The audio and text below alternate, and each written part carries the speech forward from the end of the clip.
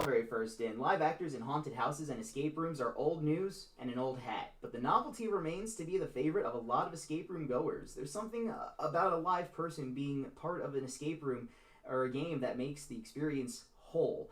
We have this experience with our own game, Bogeyman, and an interesting line with customers and live actors is whether or not they can touch you.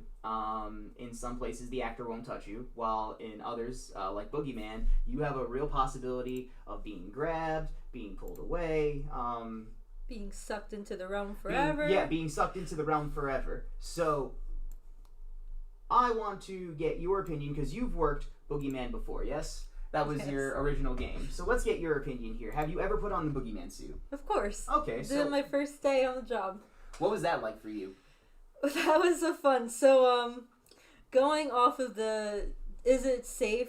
As far as for the game masters, it is relatively safe. I'll say that we do have training on, like, how to properly do things so that we don't get hurt. And it's always a two-person job. So one person is on the cameras and communicating with you via walkie-talkie while the other person is in the suit to make sure that no one ever gets hurt or anything happens. However, my first day, I got pegged in the face with a wooden block. Like, those little wooden blocks for kids? Yeah, oh my god. Yep, someone got scared and pegged it at my face. Oh. Which was like, usually we don't have injuries. We very rarely, unless like the game master does something they're not supposed to do, like, we don't have any injuries ever.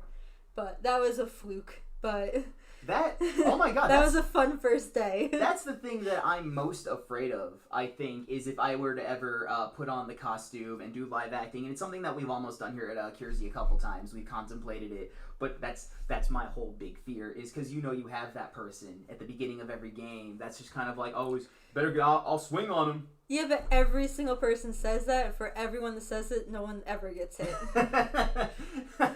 We know what we're doing. We know how to weed out the weenies here. So what you're saying is the people who often are like, all right, if anyone touches me, I'm going to swing, they're the liars then. Not so much liars, but we, our training goes over how to handle situations and how to avoid getting attacked by people. Like, we don't let the Boogeyman in the room if there's someone near the door or anything like that. Okay. For fear of you or them getting hit by the door, I imagine. Yeah. Okay. So what is, like, the training that goes into, like, being a live actor? Because,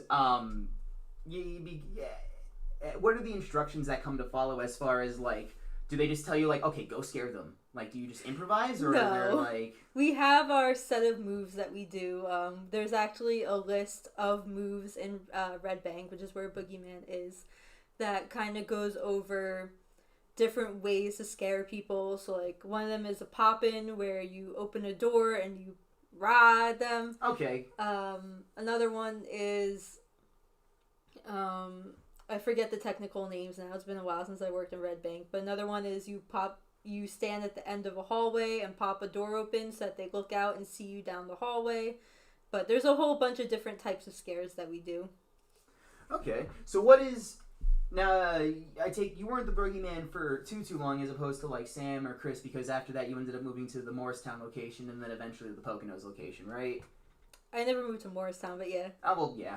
Worked out of the Morristown location, rather. No. I mean, just the usual once a week. Well, see, I only have half my facts right. So,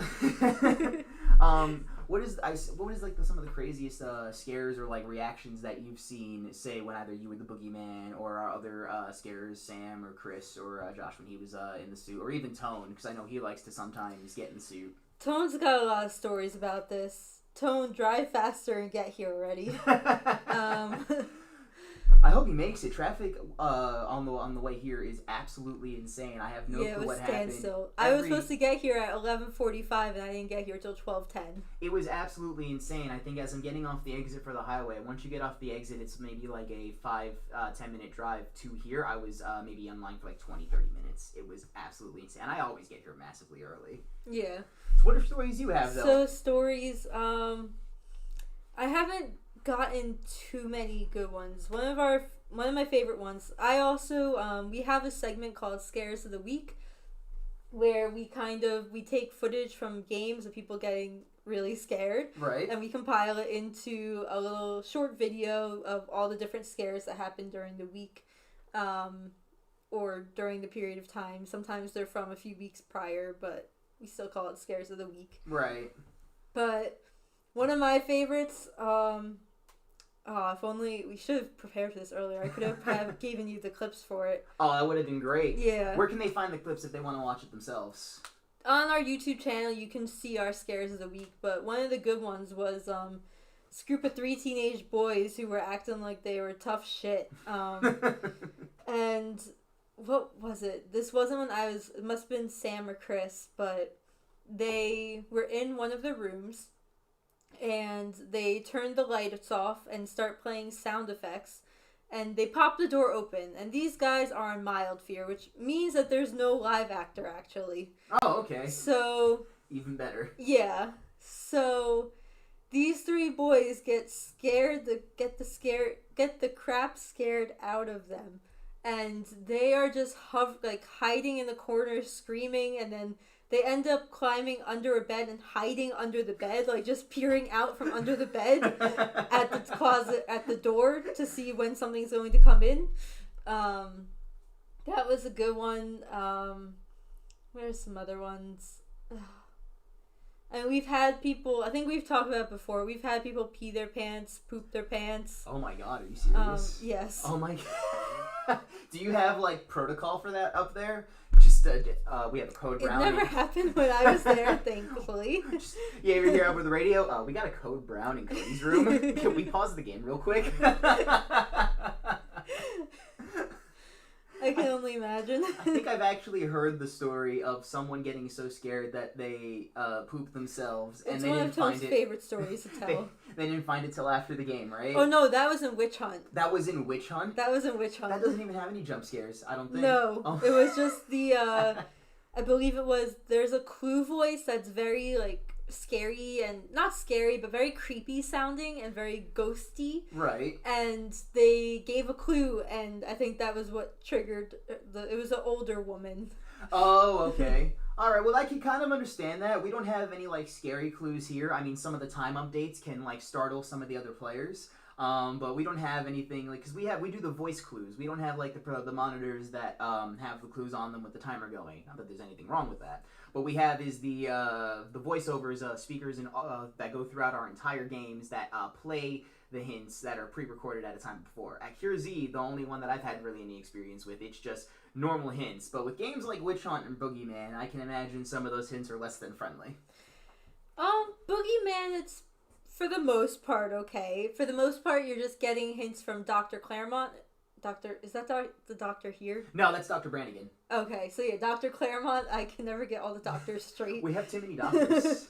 None of them have so PhDs, it's not really scary. They have fake PhDs, it's fine. We wrote in that they had PhDs. I really want to get more of a scare factor here at Cure Z, because while it is more action-adventure-y themed, it does have that creepy element, and I think we only have the one scare here, and I won't get into too many details of what actually happens, but something opens. And, I'd argue there's 2. I screamed both times. The only one that I would argue is scary is when the one thing opens, and almost every time you get the people, like, they're backing up, pressed up against the wall, like, what's going to happen now? And, we have so many opportunities to have, like, zombies jump out at people. It's great. Well, for the week leading up to Halloween, we do have,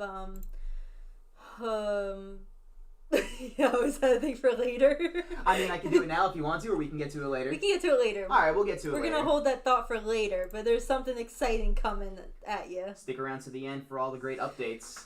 So yeah, live actor. What about you guys in the audience? Do you have any live actors in your games? How do they do? Tell us all about your experience with your live actors, because we'd love to hear them, and it would definitely help us prepare some of the new people we hire for our live acting experiences. So, for final thoughts, to touch or not to touch? At Bogeyman, we have a rule that basically they have to be over 18 in order to play Full Fear. Okay. So that way we're not risking any legal issues with touching. But we do touch at Bogeyman. So you're not afraid to, like, grab people? Nothing like that? Nope. Have you ever had to grab anybody? Yes. What'd you do? Tell me all about it. I've done it a bunch of times. There's one, I don't want to go into too many specifics and give it away, but there's one section where they have to crawl, and we have actually a hole cut out of the wall that they're crawling through, so you can reach through the hole and grab them as they're crawling, which is always a fun one. And then we also, like, grab people by their feet while they're crawling and try to pull them out. That's what Tone was telling me about, yeah. Yeah, we do that. I know people have done stories of sometimes when they open the door to a room, the people are so invested in the puzzles that they don't notice, so they'll just, like, go up behind someone and just grab their hair or caress their hair a little bit or touch their shoulder. No, I don't like with, that. Like, these morph suit hands or the werewolf hands. I think I could possibly handle someone grabbing me, pulling me around, but I don't think that I could handle like the light touch to the back of the hair or like the back of the... That would freak me out because that's like walking into a cobweb or something. Yeah. No. So how do you feel about touching then? Do you think it's a good method? It's part of the experience. Part of the experience. And you'd argue that with the right training, it's not dangerous. No. I mean, as far as I know, we've never had any guest injuries, and as far as I know, there's only been one issue where a game master got too aggressive and ended up hurting themselves, but they got a little too excited. I mean, I guess it's good that they didn't hurt anybody else, right? No, but yeah, we go through training to make sure that nobody's ever in any danger from touching, so I don't think that that's an issue. Well, there you go, I mean, folks. It's the same thing as, like, or I guess it's not the same thing as, like, I was going to say it's the same thing as, like, a haunted house where they really don't touch you there, but... Depends on the haunted house. Oh, okay. I think the one we briefly mentioned it when we were shouted out in the Asbury Press article. I'm not too sure if you were here for that one or not, but it was Eastern State Penitentiary that they do here in Pennsylvania, and it's the insane asylum. I believe the actors there can touch you. Okay, so yeah. Don't quote me, not 100%, but I do believe that they can reach out and, like, grab you and, like, scare you and stuff like that. So yeah, I mean, Bogeyman is just it's a scary experience. You're getting what you pay for when you play Full Fear. Mm-hmm. You're gonna get this crap scared out of you. Well, there you have it, folks. And touching is part of the experience. Like, it's not the same if you don't get dragged into the Boogeyman's realm. And we do always offer the option for you to not get grabbed if you really don't want to get grabbed. Yes, we do have mild fear. So with that... And we hope you'll join us next time, 1 p.m. Eastern Standard Time. Subscribe to our YouTube channel if you haven't below. Like, comment, subscribe. And